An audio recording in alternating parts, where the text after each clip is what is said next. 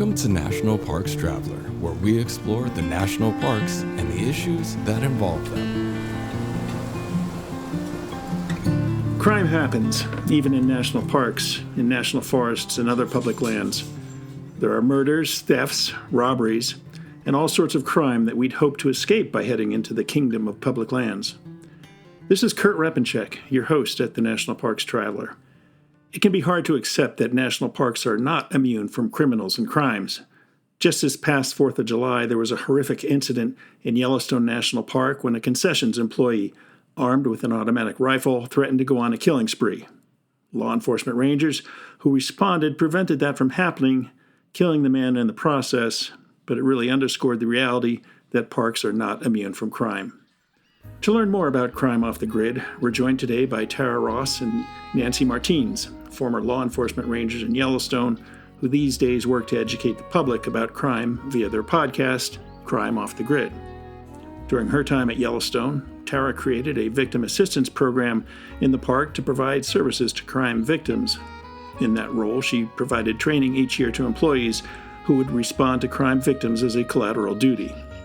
Nancy's career took her to roles with the National Park Service, the U.S. Forest Service, and she worked as a contract guard for the United States Marshal Service for 25 years in Wyoming and South Dakota. We'll be back in a minute with Tara and Nancy.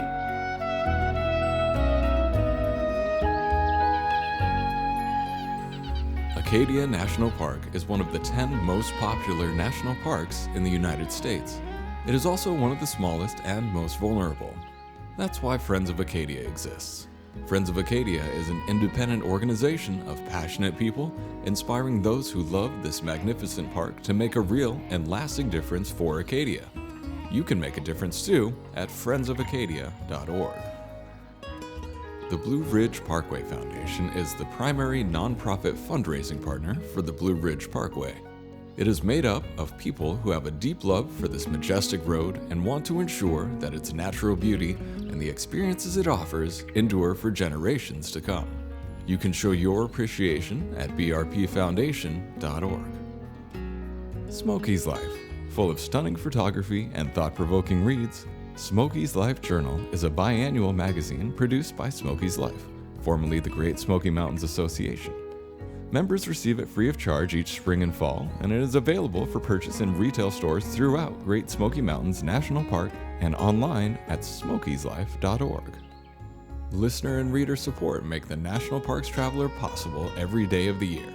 If you enjoy the Traveler's content, please consider a donation at nationalparkstraveler.org. Welcome to the Traveler, ladies. Thank you. Thank you. I appreciate you making the time. It's an interesting podcast you guys offer. When did you launch it, and why did you launch it? Well, I launched it actually 1 year ago, October 1st, and I started thinking about it many, many months before that, just right before I retired from the National Park Service. And there's a lot of reasons why we decided to do this. And actually, I started it, I struggled to get other guests who were also rangers to join me on the podcast until Nancy, who I've known for many, many years, she did a story with me and then did another one with me. And then I said, what do you think about being my partner? And she said, okay, surprisingly. And so she's been, she and I have been together now for almost a year, since I think last January. And so one of the reasons why we wanted to do this is because we want to get these stories out. And a lot of these stories, Nancy and I have known about them just through our work, but we wanted to get them out to do just what you said, like highlight the fact that there is crime in national parks, and people do think that they're perfectly safe by coming to a national park, and they're very surprised. And we do this not to scare people, but we do this in hopes that, we try to add a little bit of cautionary tale with each of our episodes and explain to people, how to keep safe, and we're not talking about from climbing in a mountain, going on a trail. We're talking about safe from crime. And so we hope to offer people some tidbits of thinking about themselves and how to stay safe when they're in these wild places. It is hard to stay safe in these wild places, largely safe from ourselves, it seems, and to be able to enjoy the national parks without coming to harm from some form or fashion. And, when I said from ourselves, it's because, I think technology is taking a vast leap ahead of an individual's abilities to sometimes navigate national parks and wildlands. And we get in trouble because, we trust technology to save ourselves when we get into trouble. And now, as I mentioned in the show's opening, crime seems to be everywhere. Is there one place in the park system where it seems to be worse than others? I think similarly to other communities, the majority of crimes against people are committed by someone known to them. And we've said before that in so many cases, visitors often travel with their offenders. And the types of crime that I have the most personal experience with, and this does not include all types of crime in the national parks, are assaults, sexual assaults, homicides, kidnapping, and domestic violence, which a lot of times that includes serious bodily injury from strangulation, for example. And there's the occasional stranger assault that occurs. And Nancy's probably got a lot of other experience with different types of crime where she's worked. Some of the other crimes that I've run into, not only the ones that Tara just talked about, but, DUIs. And, I've been on manhunts. I helped arrest a murderer in the Mammoth Campground. And then there's resource crimes, people stealing artifacts or stealing antlers. We've done some of our podcasts have been on poaching in national parks. Everything, even illegal fishing. I've had a couple cases like that. So it's not just the human or, person on person crime, but it's a lot of other stuff all rolled into one that we just have to be prepared for. No, it really does seem that there's an awful lot. I mean, there's that Facebook page, Tourons of Yellowstone, I think it's called, that shows all kinds of levels of behavior that at times approach criminal behavior. I have to ask, do firearms play a great role in crime in national parks? And I wonder about that because, it used to be forbidden to transport a firearm into and across a national park. You just couldn't do it. It was against the law. And then some years back, and I forget exactly what year it was, maybe a decade or 15 years ago, that restriction was lifted and firearms were allowed to be carried in the park. Did that lead to an increase in crime in the parks or no change at all? I'm not sure I can answer that question, but in my experience in Yellowstone as a law enforcement ranger and then moving on to the Park Service Wide Victim Assistance Program, I don't think I noticed any more crimes by using firearms than anything else. I do think, in cases where there's domestic violence, a lot of times a firearm is used when they are being abusive, but I don't think I have the answer to that. And I don't really remember anything in the Park Service that way. When I worked for the Forest Service, you're out in, nature and there's, and you can hunt, in the forest in the areas that I worked at. So I think I encountered more people with firearms, but not necessarily committing a crime or something or against another person. Going back to the question about where crime occurs, is it safe to say that it's more prevalent in national park units close to metropolitan areas like Shenandoah National Park or?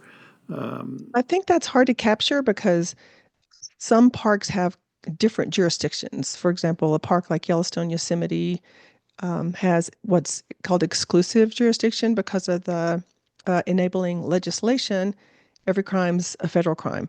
And then there are those parks that have shared jurisdiction with the state and local, which that's called concurrent jurisdiction. And so it's kind of hard to capture because, statistic wise in our reporting system, because, if there's a assault against a person in a park with concurrent jurisdiction, the state and local may take that case. And so that maybe that incident's not captured. But that seems logical that it would be near big metropolitan areas. But maybe I could offer another perspective. a lot of big parks, such as Yosemite, Yellowstone, Grand Canyon, and Crater Lake, for example, have large concession employees, a large amount of concession employees. And those are the people that work in the restaurants and the lodges, in the stores, etc. And they live in dormitory environments. And to be honest with you, there is a huge problem with assaults and particularly sexual assault in those environments. The pay's poor. They live in dormitory housing, as I said, and you could have like a 44-year-old transient male who bounces around with a criminal history, sometimes living right down the hall from an 18-year-old, never been away from home, soon to be college student female. And what could go wrong there? Drugs and alcohol are problems in those communities, and they just are. And that's not like unlike any other resort area, environment. Um, so, there are domestic violence cases there as well, including cases where victims have been strangled. And a lot of those cases, those sexual assaults and domestic violence cases involving serious bodily injury, those are felonies, and they're very often investigated by the investigative services branch. And so that's a lot of my experience working in the National Park Service and responding to those types of crimes in those environments. Yeah, I was just wondering if some of the parks closer to metropolitan areas would have a higher crime rate simply because they're next to metropolitan areas with a higher population and maybe more transients and whatnot. Right. Like Rocky Mountain National Park is, when I think of a big metropolitan area, I kind of think of them too, being so close to Denver. And just, the last few years when I was working in victim assistance, I personally wasn't notified of a whole lot of violent crime occurring in Rocky. So I guess I don't know the answer to that, but that just seems logical, really. Yeah, Yeah. it does. What types of crimes are we talking about? I know you've touched on many of them. Are the personal assaults higher, more incidents of those than say the poaching or the robbery? I personally believe that they are, and just because that's where people are, is where there's people, there's crime, and it's a lot harder to be in backcountry, remote areas and able to poach. So that goes on, absolutely goes on. But these crimes against people are definitely more than what you would see. There's a lot of other resource crime that goes on, but as far as crimes against people, I think that's what we see more of. And I agree with that. I think with the resource crime, with the antlers and the poaching and things like that, I mean, you have to make a concerted effort to get into the backcountry, to do patrols that way. And in the Park Service, in my experiences, we've had when we went out and did those type of looking for resource crimes. I mean, we had a plan and we were out there for a day or two or whatever. We had on the schedule for doing that. So yeah, I think like Tara said, when people congregate, that's where you're gonna find more of that type of crime.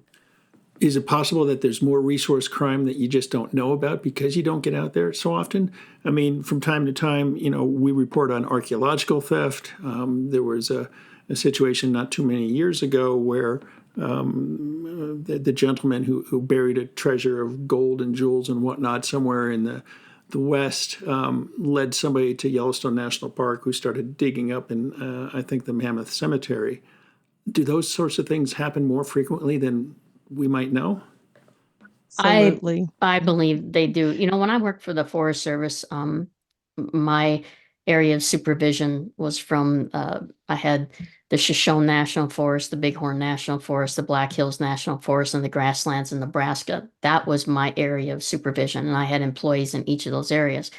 And just in the Black Hills alone, it's 2.2 million acres, and I had two LEOs that worked that 2.2 million acres. So it just comes down to if you get caught by the Forest Service, it is just your day because they're just so much area to cover. And so, yeah, I think there's a lot of resource violations out there that Yeah.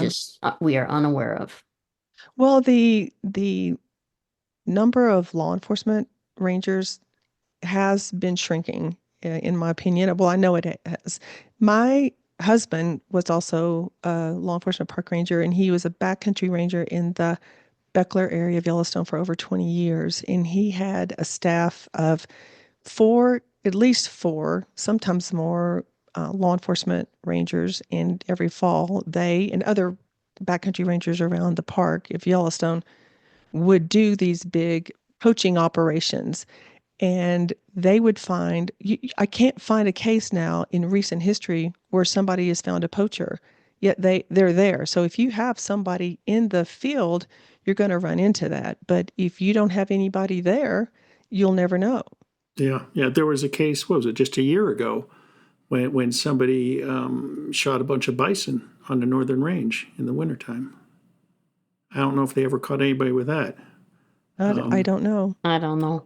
Another situation where one of the wolves was shot and killed, and I think it was inside the park or just outside the park. But yeah, what you don't see, you don't know. Right. Really, really concerning. Now, going back to the Yellowstone shooting this past July, I mean, a gentleman with a semi-automatic rifle, you don't see that too often in the national parks, right? Not to my knowledge. And I do believe, as a part of, like, for their employer, who he was a concession employer, I believe that they don't allow anybody to have firearms there in their living quarters, but there's no law that says they can't have them in their vehicles, which is the case with this fellow. But no, we don't see people walking around with AR-15s. That's very, very rare. So, and I had not heard of somebody doing what he did in my time. Yeah, mine either. Yeah, the only other incident I can think of was a few years ago. I think it was around New Year's Day at Mount Rainier National Park, where a criminal entered the park in flight and encountered a ranger, I believe Margaret Anderson, Yes, and he shot and killed her. Horrible, horrible incident. that's right. So the general public shouldn't have to worry too much about encountering somebody with an AR-15 in the national parks. I don't think that's a big concern. And we do have some stranger assaults and some stranger crimes, and I think you might get those in a lot of more of the metropolitan adjacent parks, I think. But again, I think most people do know they're offenders and the person committing the crime against them. But I don't think we rarely hear of any kind of incident where there's a weapon used. But I will say, way back in the 80s, there was a hostage situation in the Old Faithful Visitor Center. I don't know if you're familiar with that, but a person did come. Yeah. And this is before rangers carried long guns in their vehicles, but this guy was armed with a long gun of some sort. I think a hunting rifle, maybe. Or I think he had some type of, maybe M14 or something like that. And held people in the visitor center hostage for several hours. And there was a ranger who had just also taken FBI hostage negotiation training, and which a lot of us were trained in that. And he did a phenomenal job. That ended with no incident and he actually surrendered with no one getting hurt. But that's another incident. Now that we're talking, things are coming to my memory. But that's one other. But that was in the 80s. So again, it is very, very rare. So, ladies, I'm wondering, there's all types of crime going on in the national park system. One thing that seems to be everywhere, and not just in national parks, but probably in gateway communities. I know in my community of Park City, Utah, it's a problem. Car clouts, people breaking into parked cars. How big of a problem is that in the national parks?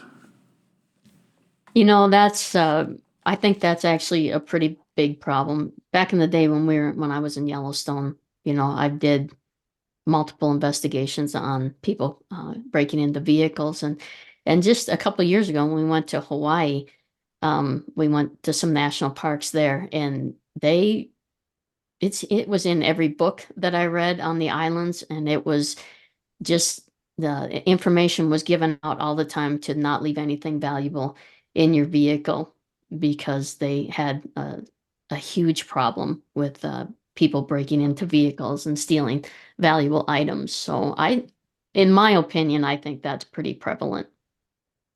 And that's a hard one to find the thieves. that's a hard one to find the thieves because they're so mobile and not they can be in another state in a short period of time. They can be in a whole nother part of the park. I mean, we kind of also call it smash and grab. And if they see something in a car and they smash the window, grab it, and it's very, very hard to find those car clouders. And also, I just wanted to say too, that's a property crime. And with victims' rights, the federal victims' rights and any other state victims' rights, usually property crime, there's no assistance, as far as crime victims' compensation or anything like that from a property crime like there would be in a violent crime. But yes, it's still a problem. It's going to forever be a problem, how people, no matter where people put their belongings and their valuables. It's a problem. Those guys stay one step ahead of technology, I think, as far as getting into trunks, getting into there was even a law enforcement officer who was at a training in the Las Vegas area and parked his government vehicle, which I believe did not have government plates on it, had a safe where he kept his firearm within a locked safe in the vehicle. And somebody was able to go through the back of the vehicle, drill a hole through, I think it was a pickup, into the safe and steal the firearms there. So somebody wants something, I think that's what they're going to do. Wow, wow, that's a determined thief. Does the drug issue drive some of these things? I mean, that's what we hear in many communities that, oh, they wanted to buy some meth or fentanyl and whatnot, and so they needed something to sell, so they got to break into a car. We talk about, concessions, and I don't want to paint a black picture on concessions, but I was looking around the internet the other day at this one concessionaire, and they were hiring employees, and they said there was no drug test required. Is that normal, or can you say? Well, no, I think that's normal. I think it depends on their position. I think a lot of those employees, if they have a job that requires them to drive buses or that kind of thing, they do. I don't know if they drug test them, but they also occasionally make them blow in an intoxilizer. But drug and alcohol is a huge problem within that community, and that drives a lot of sexual assaults. And so I can't speak to the robbery. I will say on the car clouding thing, there was someone who hit many places in Yellowstone. They started in the Beckler region, the southwest corner of Yellowstone, ended up eventually getting out the northeast corner, the northeast entrance of Yellowstone, hitting lots of trailheads. And that was not motivated by drugs and alcohol. Those offenders were people from a very nearby college that has a religious affiliation, a private religious college. And so there was no drugs and alcohol involved with them. They were finally arrested and charged because of whatever evidence they left. But I don't You know know, that that's necessarily the driver. yeah, you mentioned trailheads, and I'll admit that's a concern I have. Is say you're going to a remote trail and your car is parked there with maybe two or three others, and you're away all day hiking, or maybe you're going on a backcountry trek.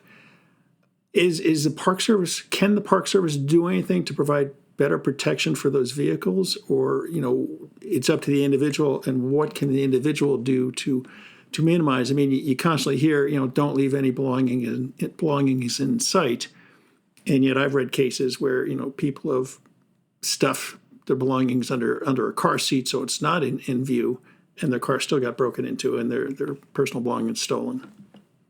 I think that there's signage there. When you come into a park, they give you a newspaper and it talks about not keeping your belongings just out and about. I know that they say cover them or, out of sight, but, if you, in my opinion, you throw a blanket over something that just might entice somebody to see what's underneath that blanket. But, and I think when there's a ring of these thieves going through a park, they may just sit at a trailhead and watch and see where, hey, that wallet just went into the glove box, or, Yes. something like that. So they're watching you without you knowing it. When I patrolled, I would always patrol trailheads, but you're not there for that long.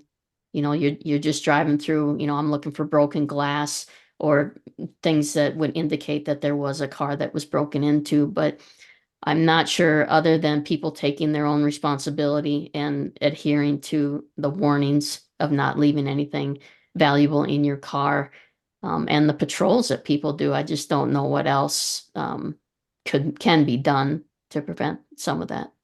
Yeah. Yeah, I mean, it's recommended though that if you're going to leave your vehicle at a trailhead or someplace like that, if you have valuables like a really nice camera or a laptop or something like that, to know what your serial numbers are. Take those, have those serial numbers written down somewhere. And I always assume that if I'm parked,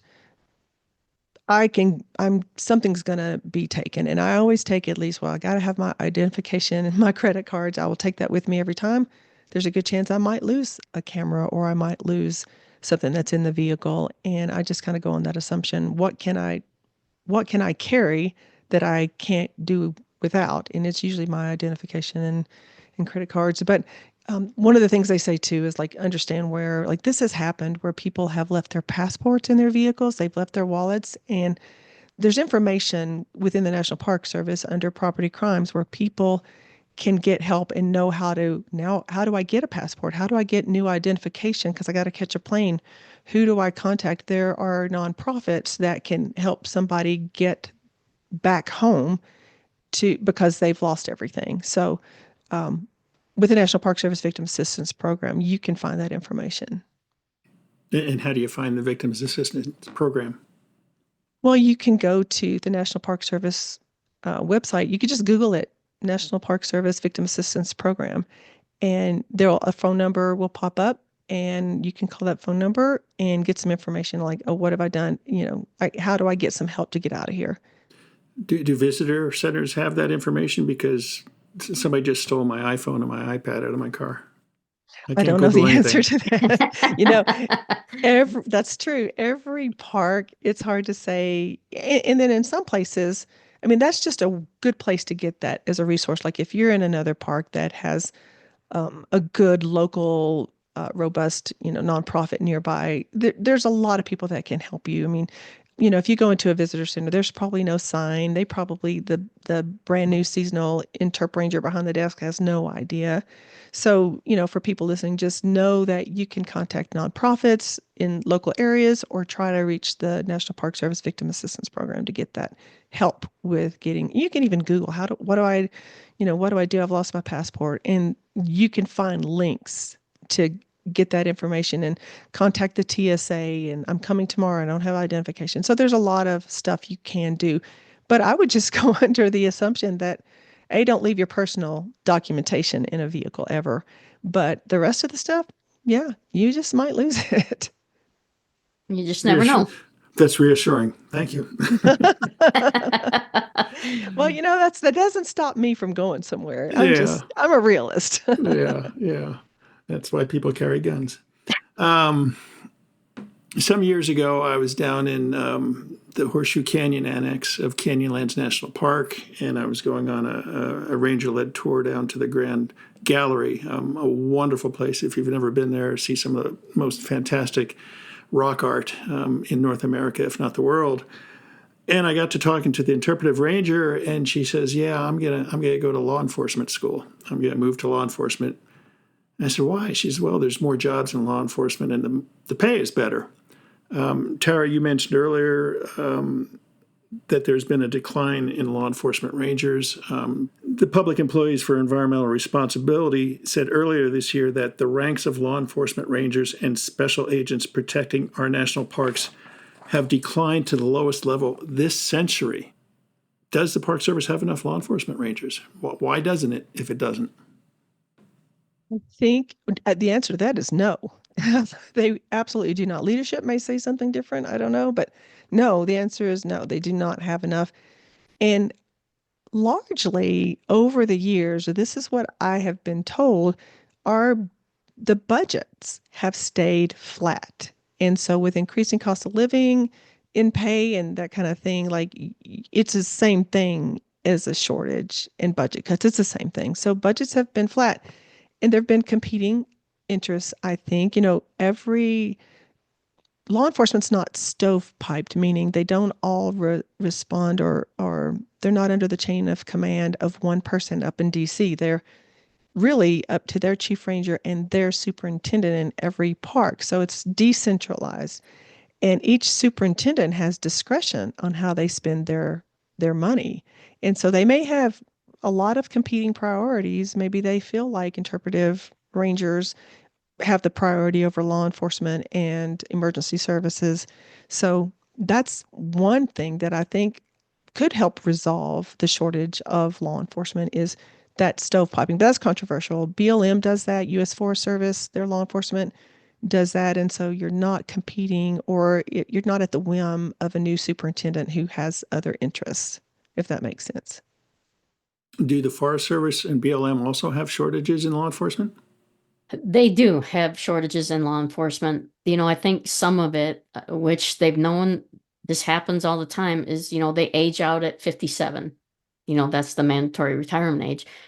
But I just don't think they've done enough to recruit people to come in after them. I mean, in the Park Service, I mean, we're putting, I was a chief ranger at Jewel Cave National Monument, and the person that replaced me went from a field ranger of only there a few years right into a chief ranger position. So I think a lot of it is they're just not I don't think they're recruiting enough. I think, like Tara said, the budgets have a huge play in it. If you have to, as a chief ranger, I would find that, things cost more. So I would, if you want this equipment or you want this item, you have to pay more for it. But yet, you only get so much in the budget because the budgets are flat. And you just don't, a lot of times, have the funds to put as many employees in place as you would like to. The funding situation is really shocking. And you mentioned equipment, and it called to mind there was in Great Smoky Mountains National Park, I believe, one of the friends groups or cooperating associations raised money to get walkie-talkies or two-way radios for backcountry rangers. And you would think that would be standard equipment issued when you walk into your job. Yeah. Yeah, I agree. And I've put in for those requests. Jewel Cave is in an area where there's not a lot of radio coverage, and I would bounce back and forth from the local dispatch center to another park to dispatch for me just because of the coverage. So yeah, to put in for a new radio system, it's a lot of money, and I came from a small park. So I wasn't very high on the chain to be able to accomplish that. Yeah, that's a story we want to get into. Jewel Cave, it's a beautiful place. I really enjoyed my visit there. Is there much crime at Jewel Cave? If you're out there looking for it, it is. There's plenty of crime. I got to tell you, my first season there, or my first year there, I hired a seasonal, and him and I had, we made 6 felony drug arrests in that park. And you would think, how in the world did you guys do that? But it's drug dealers and people that use or drink and drive. They want to recreate just as much as the next guy. And so it's there. If you're looking for it, you can find it. And we found it at Jewel Cave. What was it, park visitors or park employees of some sort? No, it was park visitors, all of those cases. And a lot of it, it's a highway 16A that's kind of off the beaten path. And if you're going to distribute drugs or something to that effect, you're going to stay on those side roads that aren't as congested, and you're going to go through the Jewel Caves and the Wind Caves and the Mount Rushmores just because that's where the road goes, even though you think you're staying off of the highway. Interesting. What about crime within the agency? You might know Paul Berkowitz, a former special agent for the Park Service. He's written a few books on what might be described as crime in the national park system. There's one, the Yosemite Mafia, I think, where he related several instances where law enforcement rangers were doing things they weren't supposed to do. Is that something that you have encountered during your careers? I feel like I lived in a bubble when I was in Yellowstone. I really had a lot of respect for the rangers, my supervisors, the leadership at the time. But I would hear in now later in my last few years working for the Park Service wide, you do hear of some instances, what occurred in Grand Canyon, the sexual assault on the river was incredible. And that was a very horrific situation that was going on down there. But I do think in recent times, I don't hear a whole lot of that. A lot of isolated incidents, probably no more than you would have in any other agency. But I do think there have been times, in the last 30, 50 years where that was a problem. But I just don't hear about it anymore. Yeah, And I haven't, other than the Grand Canyon incident, and like Tara said, just, individuals doing something, that they shouldn't be doing, within that agency. But, we know that that happens pretty much anywhere, I guess. But us working in the Park Service, I never heard of anything like that when I was working in Yellowstone or Rushmore or anywhere. You learn about those things later. So yeah, Mm. I didn't experience any of that, and didn't really hear a lot about that stuff going on. Yeah, I think there's a lot of things put in place that I don't know if it deters people or not, but 16E is something the National Park Service put in place a few years ago to prevent people from, harassment and that kind of things and some other wrongdoings. And I just think there's maybe some more resources or maybe some more policies that encourage people to maybe report that type of behavior. So I just think maybe I don't know. I can't really say if we're making a difference or not. It's just I hear about it less on the same scale that it has occurred in places like Grand Canyon. I just don't hear of that large scale abuse of employees.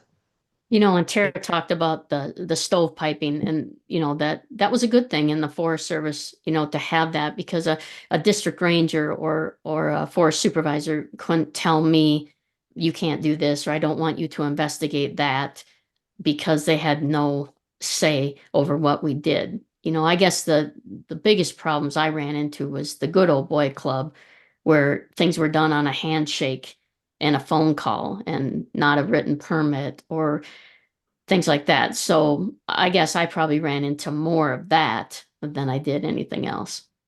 I spent a little time on your website, crimeoffthegrid.com, and I have to ask, stuff that you seriously can't make up. What did you guys mean by that? What stuff don't we believe that you can't make up? Oh, I wish you had asked us this before. I would have had a list for you now because my mind's going blank. I'll have to look through some of these. Well, okay, here's the thing. We did an episode on a situation in Shenandoah where a ranger had a feeling when he saw somebody pull out, and he turned around to kind of follow them, ended up giving chase, and at the very end this guy jumps out with a shotgun shooting at law enforcement, and he subsequently is killed. And they come up to him, and he had since somehow driving down the windy road had made his face to appear as the Joker. So when they go to assess this person that was just killed, he's painted as the Joker. So that sounds like something in a movie. There was another situation similar to that. We did an episode out of Crater Lake, and it was an officer involved shooting, a ranger involved shooting. And that one was a difficult one. Started out with domestic violence, and the rangers had to shoot this person.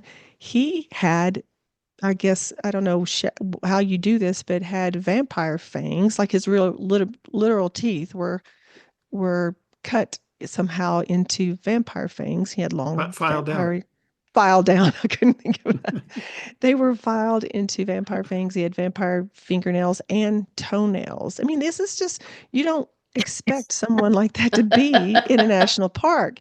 And, that was definitely a horrific incident, but that's that's some of the stuff that you just can't make up. That's crazy stuff. Going back to Shenandoah, did an answer ever come up to why this guy was made up to be the Joker? Yes, he was fascinated with the Joker. This guy was in the military. He had just stabbed his fellow, his Roommate. roommate who was also in the army with him. I believe it was army. And he was fascinated with the Joker. He had all the garb, and he took his garb with him and ended up in Shenandoah, turned into a chase, and somehow while he is driving, he managed to paint his face, like, or whatever makeup he had while he's on this high-speed chase, into that of the Joker. Interesting. Nancy, got any good stories that we won't believe? Well, we had the Joker here also in the area on the Black Hills National Forest, and ended up getting he was wielding a machete, and that's another thing. We see a lot of machete stories that Tara and I talk about, but he ultimately was threatening to kill people, and he was caught on the forest and arrested. And when he was brought in, he was all painted up just like the Joker, hair greased back, makeup on, and it's just like, man, what are the odds of her and I having both of those stories, that far apart from each other? But yeah, it's great. You can't make it up. It's incredible. Truth is stranger than fiction. It is. Yeah, it is. And I do want to say, in a lot of these stories that we bring on our podcast, and it's what we've noticed during our time in the National Park Service, but criminals don't stop criming, when they get to a national park. But there are so many incidents where someone who has committed a murder or committed robberies or committed sexual assault or committed domestic violence, and they do that outside the park. They've done it for years. They've gotten away with it for years. But they come into a national park like Yosemite with that professional rock climber who had been sexually assaulting women, or another situation in another park where they commit that crime, and that's the last time they are able to commit that crime before they are brought to justice. And there's so many incidents of that. And we also want to give rangers and investigators credit for what they're doing. A lot of people, like, at least with this podcast we're talking with you today, people don't know what goes on, but they also don't know what it takes from a ranger to bring somebody to justice or to do that rescue or whatever. And so we're trying to highlight a little bit of the work that rangers do. Mm-hmm. Yeah, I think it's greatly underappreciated. That's for sure. There was that murder in Shenandoah back in 1996, I think. 2 women were murdered, and it wasn't until I think just last year, or maybe earlier this year, that the case was solved. It took that long. Murders don't happen too frequently on national parklands, do they? I don't believe the murder themselves happened that often, although we have the Victim Assistance Program, when I was there, responded to more than one homicide for sure. But what better place, I hate to say this, I don't want anybody give anybody any ideas, but in theory, to hide a body. And there's probably so many homicides that have occurred where somebody has bothered to take them to a very remote place like a national park and leave them, thinking that they will never be discovered. So I think there are instances where bodies are located and maybe the crime was committed outside the park, the initial crime. I think Lake Mead is a good example of, lately when the water's been receding, right, and they're finding, these bodies and weapons and things like that in the water. In barrels. In barrels in the Barrels. water. Yeah. That's right. That's right. I think there was 1 or 2 cases along the Blue Ridge Parkway where bodies were dumped in recent years. Nothing like that in Grand Canyon, Yosemite, Yellowstone, Glacier. Blue Ridge Parkway is a place that comes to mind. Yeah. On that happening in more than one occasion. Why is Blue Ridge Parkway so popular? I mean, Shenandoah has Skyline Drive. Oh no, it's a good question. Yeah, I don't know that one either. Well, we just haven't discovered those stories yet, and when we do, we'll be sure to tell Please them. pass them on. That's right. Yeah. We'll shine a light on that when we get there. Well, ladies, it's been interesting and a lot of fun at times today. Talking about the work that you're doing, crimeoffthegrid.com. You come out with a new podcast every week, right? Yes, every Monday. So what do you got coming this coming week? Well, it's kind of a horrific case that occurred in Yellowstone, and it has to do with child abuse. And we haven't covered very many child abuse cases at all. This one's very, very horrible, but I think it needs to be told. Yeah, yeah. Where can people find your podcast? Obviously, crimeoffthegrid.com. Are you distributed through all the usual podcast channels? Yep. We're on Apple, Spotify, wherever anyone will get a podcast, that we are there. Well, Tara, Nancy, thanks so much for joining me today. I appreciate all the work that you're doing to bring these stories to light and informing the public on just what goes on out in the public lands, as well as ways they can protect themselves from becoming a victim of crime. Thanks so much. Thank you. Thank you so Yeah. much. Thanks for having us. Stay safe in wild places and watch out for the company you keep. And if you see something, say something.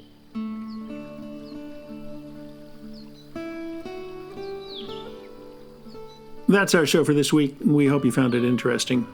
You can find the Crime Off the Grid podcasts wherever you get your podcasts. Tara and Nancy come out with a new show every Monday. Next week, we'll be talking with former park ranger Andrea Langford about her New York Times bestseller, Trail of the Lost. It's a book that describes a search for 3 hikers who went missing from the Pacific Crest Trail. For The Traveler, this is Kurt Repenchek. See you in the parks.